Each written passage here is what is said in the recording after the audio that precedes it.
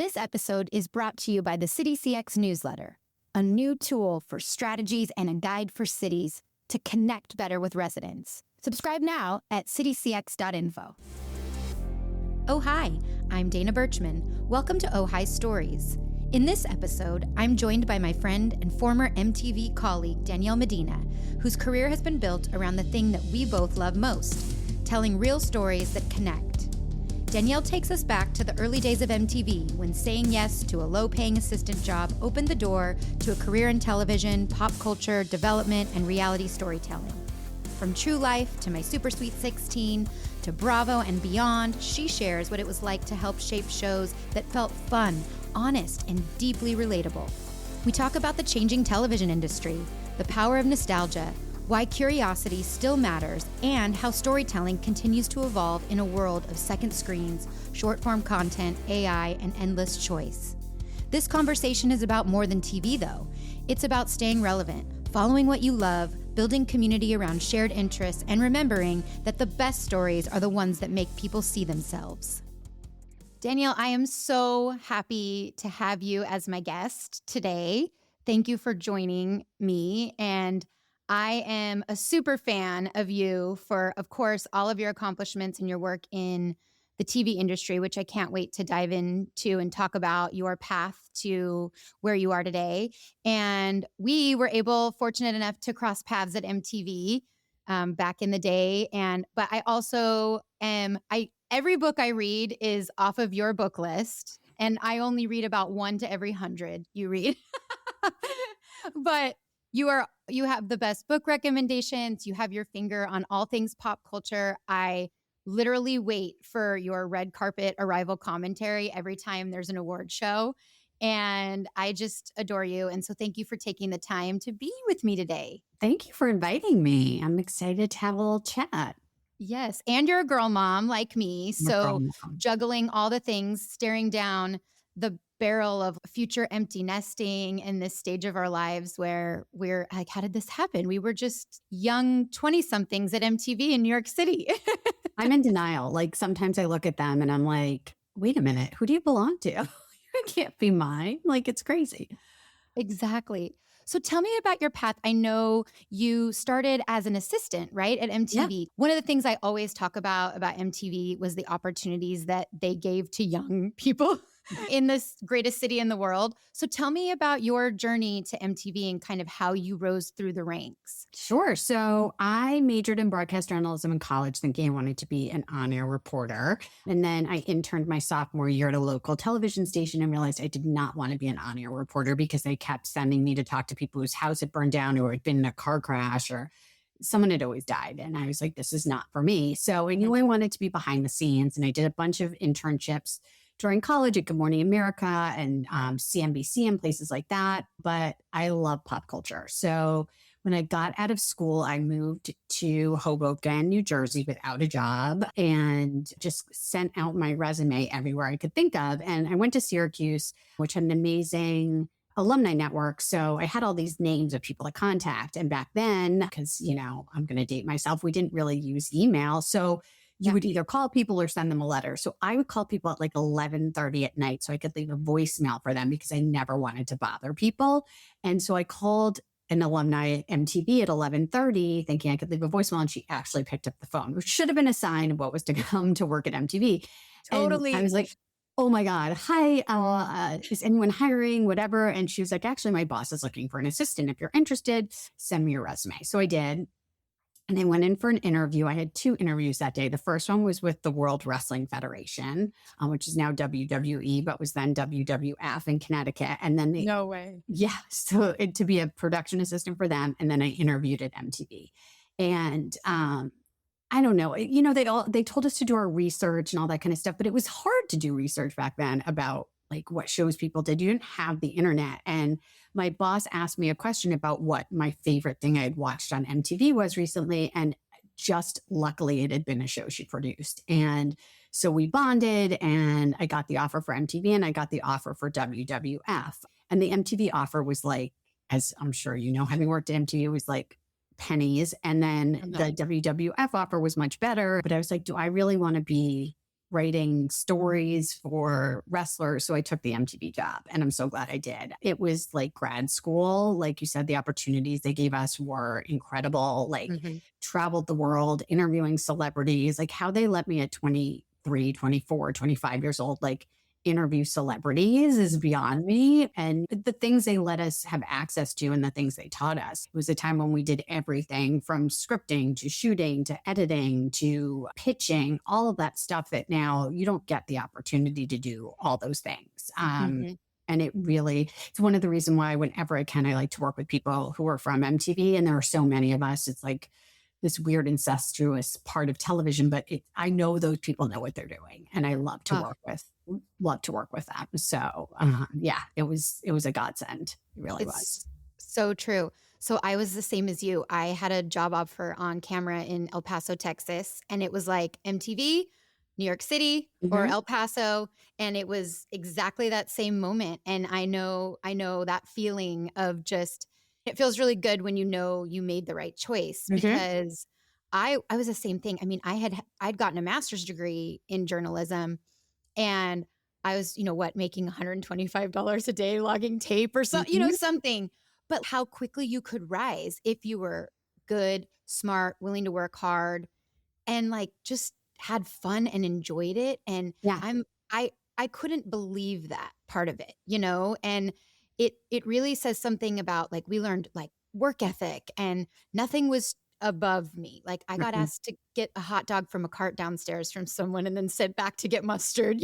And when you're 23, who cares, right? Yeah. So and it is crazy. I think about the responsibility we were given young and then the relationships like you said that you made. And it is really true that that industry was changing. And I'd love to hear your perspective on this because this is when we were at the cusp of like reality TV, Hmm. right? I know you worked on True Life and I worked on True Life was like real documentary and then into this like shift to what was real or reality.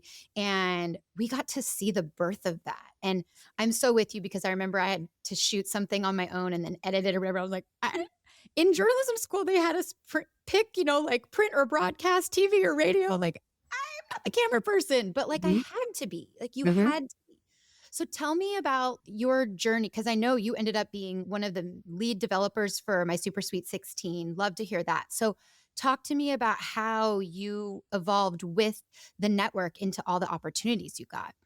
Yeah, I think what was really special about my time at MTV and our time at MTV and where we were is we were in the news and docs department. So at the time, there was MTV production who did like the Beach House and eventually TRL and did Mhm. all those kinds of the studio shows and all that stuff. And then we had news and docs, which kind of did all the rest of the long form programming. So when I started, it was documentary program. We were doing Sex in the 90s. We were doing movie specials. We were doing music shows, things like that. And that eventually evolved into coming up with series ideas. So True Life was one of the first ones, which endured for, God, I was there for 15 years and it was still Mhm. I was doing them after I left as an independent production company Mhm. for them. So it was going Mhm. forever and ever. And, it was Cribs and Diary were like some of those early ones too. And what I really loved about those shows is that they were shows that were 100% real. So we were on the cusp of reality, but what we did wasn't scripted.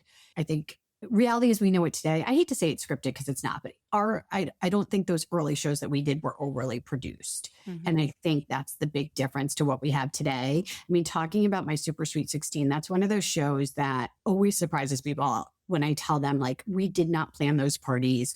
All Mhm. of those things were happening. We just went in and would shoot for 30 days, 60 days, however long it was, whatever those kids were actually doing. And I'm so proud of the fact that after 10 seasons of that show, and however, I don't even know how many episodes it was, hundreds, I never once got a call from a parent the next day angry about what was in the episodes. And that's because it was real. Like, as Yeah. much as those kids, like watching them, you're like, they're so awful. I can't, their parents must have been embarrassed. They weren't, because that's who those kids were. And, we did try to show the humanity behind it. Like, some of them might have been terrors. And then you realize, oh, their parents are in the middle of a divorce and this is their way of getting attention or whatever it was. I mean, some of them just were spoiled brats and that's who they were. But no one was ever like, oh, you portrayed me in a way that I am not, because Mhm. we just went out and documented it. We weren't like, okay, now you're going to throw a fit and we're going to get everyone together and you're not going to give out an invitation, or anything like that. I think that's what was really interesting about our time in news and docs. And then eventually those shows kind of shifted. And I think the first one that kind of was reality, but was its own spin on reality, was Laguna Beach. And kind of the landscape of reality started to change from there. But a big part of the reason I wanted to come to MTV was because of the Real World. I remember watching Real World San Francisco in college and being like, this is just like, it's so riveting. And I think that's what we managed to do really well in news and docs, was tell those real stories in a very real way that was honest and people identified with. I think you worked on Choose or Lose also. And we spent time doing the Vote or Die initiative and getting out the vote, which is so interesting now because I'm like, God, they need a new version of that. Like how do we reach young people and get them involved civically? And it's just a different challenge, but they used that opportunity to capture people that were coming to TRL and looking through the same window. And we did, like, I remember a phone banking thing where we were calling, and I was like, this is so smart and worked as far as getting young people interested in topics. And I think about that a lot now, is like a lot of the work, even though it's like, oh, MTV people. And I tell people the True Life episodes I worked on, True Life, I have autism. Like when people didn't really know much about autism at all. And I think about that and I'm like, God, like the storytelling piece. And that's what I took from my work and time there and tried to like infuse into the government world, was like, we should be telling stories this way. And I learned all of that. Like you said, the scripting piece, the casting piece. My last gig at MTV, I was the original casting director for 16 and Pregnant. And I think that's when everything was really shifting. Like, there was definitely a different feel about it. And so you were so lucky, because I do think that the work that you got to do, especially with my Super Sweet 16, it's just fun. And so you got to sit in that space, and then the industry just continued to change. And I love that you talked about like branching out, because that was also how it became these like smaller production companies and people were like farming out the work. And that's when these amazing people that we had met and worked with kind of started to go into these different spaces and create content in other places. So tell me about that, when you left MTV, and how you're still in this work and the changes you've seen even since then. Yeah, I mean, once a lot of the productions stopped being done internally at MTV and started being done externally, I kind of moved into a position where I was working primarily in development, working with other companies who were pitching us and helping them kind of formulate their shows, which I love. I love development. What I didn't love was I became a producer whose job was primarily to give notes on something, and like I missed the actual production of it. So by that time, I had my girls, I had twins who were younger, and my husband was like, why don't we start our own production company? So he started a company. I finished out my time at MTV and then went to work with him. And since then, it's been 15 years now, I've been doing a combination of work for hire, where I get hired by other networks and other production companies to run their shows, and then developing and pitching and producing my own projects. So I love that because I get to work with a lot of different places. That was the other challenge at MTV after being there for 15 years. It's like, how many shows can I come up with that appeal primarily to teenage girls? Like that really was our audience, right? And I was at the point where we were buying a house and I was watching House Hunters and I was doing these different things that I was like, my interests have shifted. So it allowed me to pitch Food Network and HG. And I've worked a lot with Bravo, which is primarily what I watch. So it allowed me to move into other genres and other types of shows, whether they're formatted or more heavily produced or whatnot, that I wasn't able to do at MTV, which I've really enjoyed. I think that you hit on something about being able to work on the types of things, one, obviously, that you love and are passionate about, but that to understand that that's another thing that I feel like never happened in my government work, was like people were not thinking about what the resident wanted, like how they were consuming content, what they would be watching at home, like how they would pay a bill.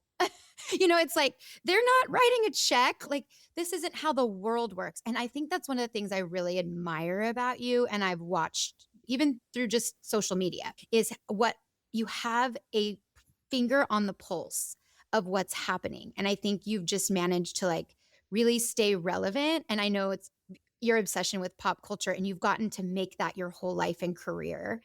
And this red carpet commentary and all this. So tell me, like, How? Because I've that's what I really struggled. Like I tried to take what I loved and infuse it into a government industry that like it seemed like I was speaking a foreign language. And I often long for those days of like, okay, like, I would say like where people got it, Mhm. and I wish more people had like followed me into that space to make the change I think we need in resident and citizen engagement. And because it's just the same as, like you said, we're trying to reach teen girls, like, who you're trying to reach and you can't figure out how. And we made a Justin Timberlake video once and he retweeted it and like shared it on Facebook. We went viral, right? And I was like, this is what we should be doing. Just because we're government, we're not an exception to the world. Everyone that views our content has an expectation of the things they know they love to see on Yeah. TikTok or in the world. You're an avid reader, you are obviously an avid TV watcher to understand like what it is that people want, and you're a mom to teens, so that helps Yeah, too. it does. The teens definitely help. I think a big part of it is that I like what I like and like I just try and immerse myself in that. Like I know I love fashion, I love pop culture, I love books. So I just find a way to make room for it. I'm also one of those people that if I'm not busy all the time, I don't do anything, if that makes sense. I'm a terrible procrastinator. I work best under deadlines. So I find myself filling up my day because if I have a ton of time, I'll just find a way to waste it, which is not a great habit. But for me, having more to do makes me more productive. So in terms of the work I do, generally I only like to do shows that I would watch. They tend to be female focused and female driven. Strong women, aspirational women, inspirational women, but also funny and like relatable and honest. That's like kind of what I love. And a lot of the shows I do, especially for Bravo, are like they're off the beaten track shows. Like they're not their typical ensemble. It's not a Housewives or a Below Deck. It's like the quirkier shows, which I like. And I like to do the shows that are new because I can infuse something in them. I'm not following a pattern that already exists. So I tend to do a lot of development for season stuff, which I love too. And then in the rest of my life, like the red carpet stuff was just kind of me. I'm old school. I love Facebook because I feel like it gives you that immediate reaction. I do Yeah. love Instagram too, especially for scrolling and posting to stories and stuff, but you don't get like the community interaction the way you do on Facebook. I do it during the Oscars or I do it. The Met Gala's on Monday. I'm so excited. I love to just be able to like throw my opinions out there and people have their own opinions and we can chat and whatnot. It's forming community for me, I think. Comes to that, I ride my Peloton and during COVID when like no one was around, I would post in my stories, my Peloton stuff, and then someone else would be like, what's your username? And then formed a little community around that. Like I like to have people around who have similar interests that I can bounce things off of. And that's the same thing with books. I started posting the books I liked and people were like asking me for recommendations. So I started an Instagram account and that's like become my other like side fun thing. But it's about that sense of community and finding like-minded people. Cause I find as I'm in my 50s, it's harder to make friends, right? And even the friends that you do have, it's harder to spend time with those friends because you've got all this other stuff going on. Like every weekend I'm looking at colleges with my kids or I'm at a sporting event or we're doing this or we're doing that. So it's like finding those pockets of community where you can, even if it is on social media, which if my kids only had friends on social media, I'd probably be really angry about it. But for me, it's like an outlet that I can be like, all right, I don't have time to go out this week because I'm traveling for work and I've got this, but like, hey, let's talk about books on Instagram. And it gives me a place to connect. So I think that's a really interesting point. I think that the pandemic had a lot to do with that. When we were suddenly isolated, or people that had never worked from home suddenly were, and you're mhm, used to being with people every day. So you had to look for those other ways to connect. And then I think a lot of them have stuck, right? mhm. Like, and this is so funny because my husband's old boss just became the head of content at Peloton. Oh, And I know the week that the Hudson Williams video came out, and she's like, I can't take credit for the making of it, but then she gets to take like all the glory of people freaking out over, this amazing moment. But that's another thing is like these brands that are looking to connect with, I know mhm, they just announced like a partnership with Spotify and mhm. connect with the pop culture piece, and it's like, I know what you mean, because sometimes when I'm reading a book and everyone else is reading it too, and you're seeing it on TikTok and you're seeing Oprah's interviewing, whoever the author is. And like, it feels like it is a community event. Like Mm-hmm. everyone's reading this book, Mm-hmm. not just like the 3 friends that or like text with. And I think you're right. Like you don't want to become too reliant on just spending, but it's kind of some of the beauty of how social media brings us together. And I love that you make that point about Facebook too, because sometimes I think I'm just old, I'm old. Mm-hmm. I'm like, is it just because like I'm at that cusp of that age demographic that really is for Facebook? But I think there is something about the community of people on there and the instant response. You're right. Mm-hmm. And Yeah. And I think it's also that thing of like, I mean, you and I probably haven't seen each other since the late 90s, early 2000s, right? And we live across the country from one another. Mhm. And I feel like I know your children. I feel like I know what's going on in your world. And it's like, it's such a nice thing to have, not in place of having conversations and things like that, but it keeps you close to people that you would lose touch with otherwise, or that you have lost touch with and you can find again. Like I'm Facebook friends with someone I went to kindergarten with that I never thought I'd ever see again. But it's that stuff that's it's fun. And those people can kind of fill your glass in different ways than maybe the ones who are there in person or the ones who you would be in touch with otherwise. And I really love that aspect of it. I think that's the positive of social media when there are so many drawbacks. Tell me about where you see the industry going now. So much of, AI and talking to your kids, I'm sure like I do, is I was saying, my daughter wants to be a theater major, but like, what's your backup plan? And like you said, everybody needs to have a backup plan, which I totally agree with. How do you think if you were, giving advice to even a 20 something who like wanted to break into the industry, what does that path look like now? Mm-hmm. And I know we've talked about, and I'm a big believer too, of you don't have to necessarily have majored in whatever it is anymore. So what is it that you are looking for, and what do you see kind of coming in the next decade or so? I think that, and I've been telling my kids that this as we look at colleges and we're trying to figure out what they can major in that will have a future. STEM is obviously a big thing for a lot of kids, but what we do or what I do, majoring in STEM wouldn't necessarily have helped me. And I think there's a lot of value to what you learn as a liberal arts student or as a journalism student or as a television, radio, and film student in storytelling and communication. And I think one of the things that I've seen, especially with my kids' generation, is that they're losing the ability to communicate. And I think a lot of that has to do with COVID. I think a lot of it has to do with social media.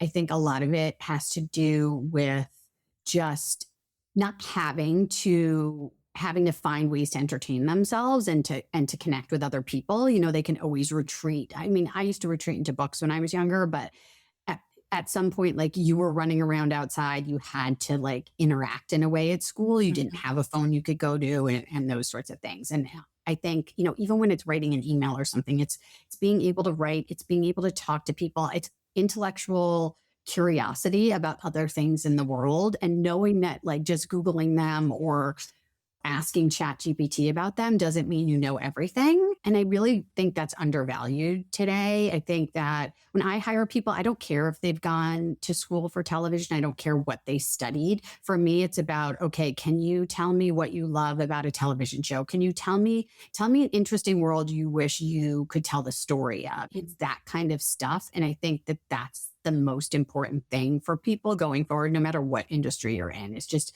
being curious about it, figuring out a way to experience it however you can. I'm doing a talk at my kids' school tomorrow. They have like alumni come in and talk about career day. And it's always amazing to me that not a single kid asks a question that's not pre-scripted. And it's like, I can't imagine, and I was not that outgoing kid who always had my hand up to ask a question, but like, I would be curious about something. And it's like, you have to be curious about something and be passionate about it and figure out what that is. So that's what I'm trying to encourage them to do. Like, I don't know what journalism is going to look like in 10 years. It's scary what it looks like right now on so many levels. I don't know what television production will look like. I mean, we're seeing the consolidation of network after network after network and the jobs coming down and the amount of production happening coming down and the budgets coming down. But people are always going to want to be entertained. And I think that reality TV does that. I mean, look at what's going on with the Real Housewives of Rhode Island right now, right? Like Real Housewives to a lot of people was a dying property, I think. Mhm, Like I mhm. still watch a lot of them that have been around forever, but they tried Oh, to yeah. reboot New York and it was like, there's been some new things are petering out. They still do well, but they weren't, it's not the phenomenon it was, right? And then they came out with Real Housewives of Rhode Island, which I will say, having lived in Rhode Island for 15 years, I'm very angry at myself. Definitely did not pitch that show, but they, you know what? Seriously, Dude, these are your people. I would not have pitched that version of the show. And it's fantastic. It is freaking fantastic. And I love Mhm. it. And what I love about it is it's fun. And, yes, there's fighting, but it's like lighthearted and it's quirky and it's back to what I think a lot of reality TV used to be, where it's real and it's entertaining. Mhm. It's not forced conflict. It's people with real relationships and real concerns, and it's funny. And I think that like we're going to see a wave of reinvention around reality TV that way. I think competition shows are going to change. I think all of that stuff is going to evolve. People just have to be willing to try something new because you just never know. You don't know what it's going to be. And I just, the fact that that show is succeeding the way it is makes me so happy. Some Mhm. of my good friends were involved in it, MTV alums, of course. And Yeah. I'm like so proud of them. And I'm so proud of what they've created. And I'm just like happy to see that it's resonating beyond typical Housewives fans. And I mean, it's like becoming its own pop culture phenomenon. So it gives me hope. It gives me hope. But I Yeah. think it's all about that storytelling and not being able to do it and willing to do it in a way that maybe is a little unexpected. Yeah, and I think you said fun, right? Yeah. I go back to that because it really is so true. I mean, there is so much content out there, short form, long form. It's overwhelming. I find myself sometimes I'm like, "Oh my God, there's so much to watch and I have so many things I need to catch up on and Mhm. everybody's watching this over here and over here." And I look at my kids and the way they consume content and it's definitely more short form. They don't even have it's like I have to drag them to the movie theater, to get Mhm. sit down to like watch something that's long. Think about that too, because it's the same way that I remember that when we started, my husband was working on like the direct to DVD and like the extra features, where Mhm. you couldn't see the behind the scenes and like all of that. And I think about like the evolution of all of that into the future. And this is also mind boggling to me. Like people that like don't have regular TV. Mhm. My in-laws were here and they asked us if we could DVR something for Mhm. them. And we had to kind of explain that we didn't get Jeopardy at 6 o'clock Mhm. on YouTube TV. And like, we're explaining this concept to them. And I'm laughing and I'm like, our kids aren't even going to know. We're going to have to tell them.